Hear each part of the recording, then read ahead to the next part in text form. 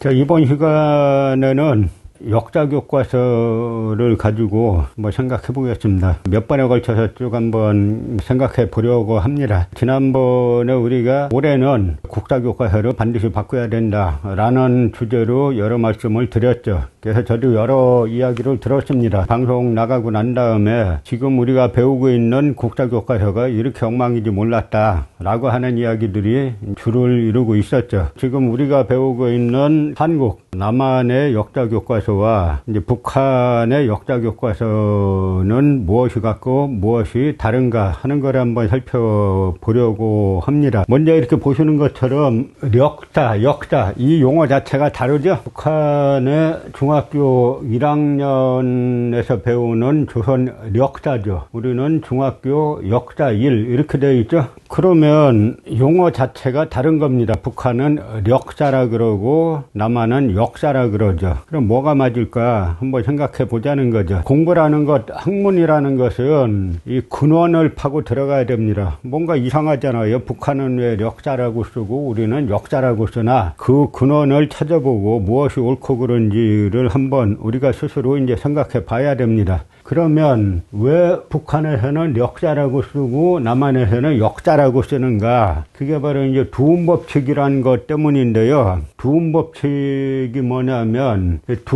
음의 제일 앞부분에 나오는 그 발음에 관한 법칙, 이런 이야기죠. 물론 전 세계에서 남한에만 있는 그런 법칙인데요. 그 두 가지가 있습니다. 니은 두음 법칙이 있고 리을 두음 법칙이 있어요. 핵심을 말씀드리면은 니은 두음 법칙은 모음이 이야 요요 우일 때 니은은 첫 소리에 오지 못한다는 거죠. 그래서 우리가 원래 이자, 어떤 돈을 꾸면은 이자가 붙지 않습니까? 그때 원래 이자는 리자예요. 리자라고 쓰면 틀리고 이자라고 써야 돼요. 두 과정을 거치는데요. 리자가 리자로 바뀌었다가 다시 이자로 바뀝니다. 그 다음에 이 여자 여자죠. 여자 녀자예요 원래는. 근데 원 글자 뜻대로 여자라고 쓰면 틀리고 여자라고 써야 맞아요. 그런데 같은 여자인데, 한자를 쓰면 같은 여자인데 앞에 또 남자가 붙어가지고 남녀 이러면 또 녀가 돼요. 또 냠냠 해를 뜻하는 연, 이때는 또 맞고요. 역사라고 쓰면 남한에서는 틀리고 북한에서는 맞고 역사라고 써야 되는 거죠. 뭔가 복잡하죠. 또 리을두음 법칙은 사실 라디오라고 쓰면은 안 되고 라디오라고 써야 되고, 라면 이것도 라면이라고 써야 되고, 락원이라고 쓰면 안 되고 락원이라고 써야 돼요. 그 다음에 또 같은 낙자인데 쾌락이라고 쓰는 건 또 맞아요. 우리가 양심이 없다 그러죠. 원래는 량심인데요. 이게 리을 두음 법칙을 써가지고 양심으로 바뀌었다가 다시 리은 두음 법칙을 써가지고 양심으로 두 차례의 변화를 겪어야 되는 겁니다. 량반, 이 양반화 할 때도 사실은 량반인데 이것도 량반에서 그 리을 두음 법칙을 써가지고 량반이 됐다가 리은 두음 법칙을 써가지고 양반으로 이제 바뀌는 겁니다. 그런데 이런 복잡한 걸 갖다가 왜 만들었을까? 그냥 리을 발음 나오면은 리을 발음을 하면 되죠. 근데 전 세계에서 유일하게 한국만 니은이나 리을을 발음 못하게 하고 다 이응으로 고쳐라, 이런 걸 법칙으로 만들어 가지고 국가 권력으로 이걸 강요하고 시험에도 나오고 그러는 전 세계 유일한 국가죠. 근데 북한에는 두음 법칙이 없어요. 그러니까 북한은 여자라고 써야 맞죠. 여자라고 쓰면 틀려요. 남녀, 남냠, 연 다 맞고, 북한에서는 역사라고 써야 맞고 역사라고 쓰면 틀립니다. 왜 틀리냐? 두음 법칙을 인정하지 않고 그냥 있는 글자 발음 나오는 대로 쓰게 되는 거죠. 그런데 두음 법칙을 한번 영어나 다른 외국어에 한번 적용해 보면 어떻게 될까 한번 생각해 보자는 겁니다. 예를 들어서 량반이라고 발음하는 것보다 양반이라고 발음하는 게 지금 우리는 어릴 때부터 익숙해져 있으니까 이게 편한 것 같은데, 그럼 전 세계가 전부 다 리을 발음을 안 하면, 리을이나 리은 발음을 안 하면은 전 세계 추세가 그러니까 우리를 따라가는 거다라고 말할 수 있겠죠. 현실은 어떠냐 하는 이야기죠. 전 세계가 다 하는데 우리만 못하게 합니다. 그래서 이걸 갖다가 영어에 한번 적용해 보면 어떻게 되냐 하는 거죠. 두음 법칙을. 리어, 이걸 갖다가 이어라고 발음해야 돼요. 그럼 리얼을 이어라고 발음하면 외국 사람들이 알아듣냐 하는 이야기죠. 리얼을 갖다가 이어라고 돈 없이 써가지고 하면은 그럼 해를 뜻하는 이어하고 전혀 다른 뜻이 되죠. 마찬가지로 뉴스라고 하면 안 돼요. 이거 뉴스라고 해야 되죠. 뉴스라고 발음하면 젊은이 뜻하는 뉴스하고 내용이 같아져 가지고 전혀 다른 뜻이 되죠. 또 리얼 도움 법칙을 쓰면은 비를 뜻하는 레인이 있죠. 이거는 레인이라고 쓰면 안 되고 애인이라고 써야 돼요. 또 레인, 1레인, 2레인 할 때 레인, 이것도 레인이라고 쓰면 안 되고 애인이라고 써야 돼요. 그러니까 도무지 이 도움 법칙을 어느 나라의 한 나라의 언어 정책이라는 거는 그 언어가 발음이 전 세계 다른 언어에 적용할 때도 대략 비슷하게 돼야 되는데 또 영어에 한번 적용해 봤더니 도무지 말이 안 되는 법칙이다라는 걸 누구나 쉽게 알 수 있게 되죠. 근데 예전에 한번 이명박 정권 초기에 인수위원장으로 이경숙이란 분이 숙명여대 총장 하셨는데요. 이제 이분이 한번 인수위원장 시절에 당시 이제 MBC 뉴스에 나온 건데요. 미국에서 오렌지 달라고 했더니 아무도 못 알아들어요. 그래서 오렌지 이러니까 오렌지 이러면서 가져오더라고요. 이 말 했던 것이 상당히 논쟁을 불러일으켰습니다. 오렌지라고 하면 못 알아듣는다. 그래서 뭐 오렌지나 어린지로 발음해야 된다 라고 하는 건데, 우리나라에는 또 외래어 표기법이란 게 있어요. 외국에서 온 글자를 갖다가 영어나 외국어를 갖다가 한국어로 비슷하게 옮겨 놓는 건데요. 그걸 외래어죠. 예를 들어서 뭐 컴퓨터 이런 것도 다 외래어죠. 근데 예를 들어서 중국 같은 경우는 컴퓨터를 뭐라고 하냐면 전뇌라고 합니다. 전기 두뇌라는 거죠. 근데 우리는 우리말로 옮길 생각 전혀 안 하고 영어 발음 비슷한 걸 갖다 놓는데, 그 오렌지 같은 경우를 한번 보자는 거죠. 이 당시 이경숙 위원장이 저 말했다 그래가지고 온통 언론에서 막 난리가 났었죠. 대부분의 논조가 그 이경숙 위원장의 이 말을 비난하는 투였는데요. 그 이경숙 위원장은 왜 우리가 오렌지, 어린지라고 발음해야 되는 걸 갖다가 오렌지라고 하느냐, 여기에서 머물렀지. 사실은 그 뿌리를 찾아서 이분이 논리적인 반박을 했으면은 상황이 좀 달라질 수도 있었죠. 뭐냐면 오렌지란 발음이 어디서 나왔냐 하는 거죠. 외래어인데 그 과일을 갖다가 그대로 우리말로 옮겨서 서양 감귤이라든지 뭐 서감귤이라든지 우리말로 바꿔 쓰면 모를까, 영어 그대로 표기하려면은 그 발음 비슷하게 표기하는 게 맞지 않습니까? 그럼 오렌지란 발음이 어디서 나왔냐? 일본에서 그렇게 쓰는 거예요. 그러니까 일본인들이, 일본어는 발음이 우리보다 상당히 제한되어 있잖아요. 발음이 제한되어 있는 일본어로 뭐 히라카나나 가다카나로 표시하다 보니까 오렌지 이렇게 된 걸 갖다가 우리가 그냥 갖다 쓰는 겁니다. 그럼 왜 이 서양 과일을 갖다가 발음 그대로 쓰려면은 서양 과일의 이름을 갖다 놓고 읽으려면 그 발음 비슷하게 그 외국 사람들이 알아듣게 옮기는 게 맞죠? 근데 이걸 왜 일본어하고 일본이라고 똑같이 오렌지라고 써놓냐 이거죠. 그러면 우리가 오렌지가 지금 표준말이란 이야기예요? 이 영어를 갖다가 발음 안 되는 일본인들이 일본어 비슷하게 그려놓은 게 맞다는 이야기입니까? 이 당시 방송 보도 내용인데요.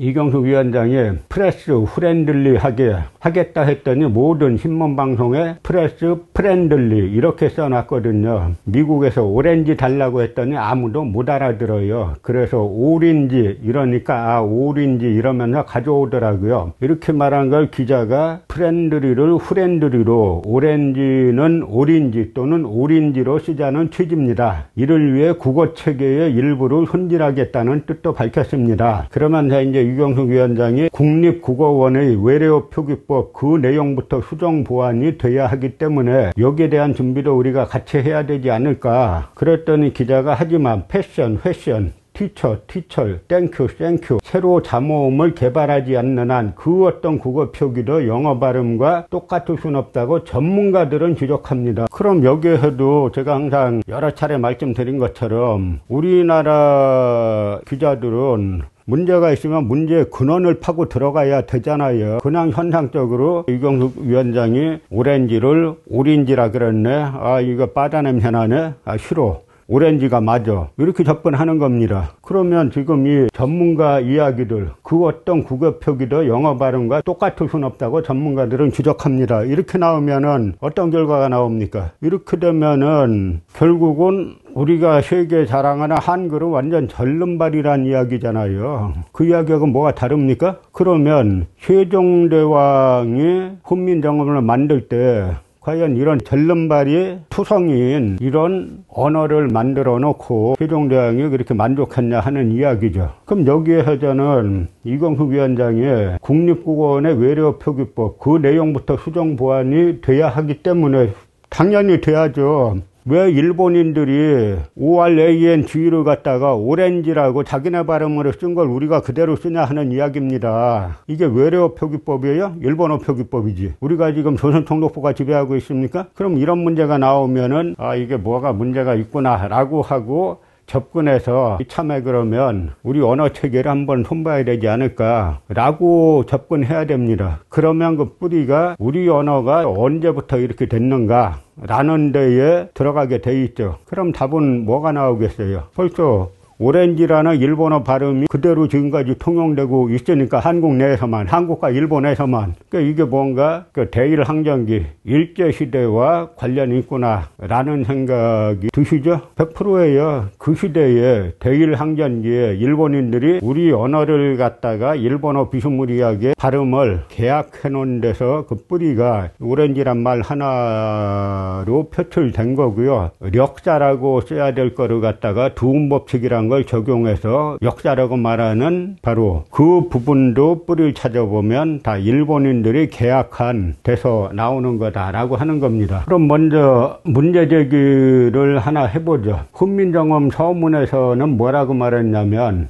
비록 바람소리나 하계 울음소리, 닭 울음소리, 개 짖는 소리까지 모두 쓸 수 있다. 이름 자체가 훈민정음입니다. 세종대왕이 직접 지은 자신과 세자, 문종이 만든 언어의 제목은 훈민정음이에요. 바른 소리글 이런 뜻이죠. 근데 어느 순간에 누가 이걸 갖다 한글이라고 이 만든 저작권자가 있는데 세종대왕의 동의 없이 물론 세상 떠난 분이니까 뭐 동의 구하는 게 쉽진 않겠지만 그러나 어느 순간에 정음, 세종은 분명히 바른 소리 글, 정음을 만들었는데 이게 한글이라는 용어로 바꿔가지고 지금 사용하고 있는 거죠. 그런데 뭐 이름을 바꾼 것도 좋다 이거죠. 그러면 이름 바꾸고 지금 사용하는 우리가 지금 사용하는 한글 체계가 세종대왕이 만든 훈민정음의 발음 체계와 같다 그러면 좋다 하는 이야기죠. 근데 전혀 그렇지 않다 하는 이야기입니다. 그 두음법칙은 그 한 예고요. 예를 들어서 우리가 그 한글날이 되면 10월 9일 한글날이 되면 뭐 사방에서 자화자찬하죠.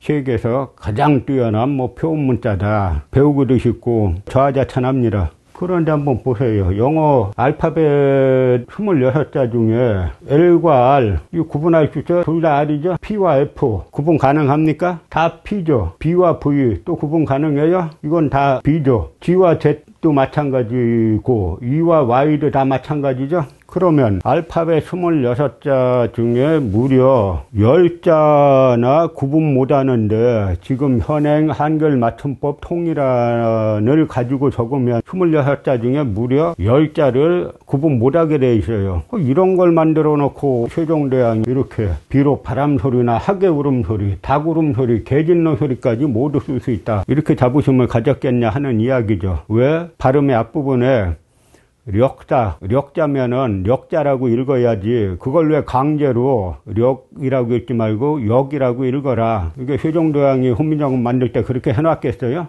전혀 아닌 거죠. 그러다 보니까 요즘에 뭐 저 강남 같은 데서는 아이들 혓바닥 아래를 갖다가 제거해서 영어 발음을 잘하게 하려고 한다 그러죠. 그런 제거술도 있다고 합니다. 그런데 미국에서 태어난 미국이나 영국이나 뭐 해외에서 태어난 우리 교포들의 자녀들은 그 외국인들하고 똑같이 발음하잖아요. 그럼 결국은 뭐냐면 이 교육 시스템에 문제가 있구나 이렇게 접근해야 되는 거죠.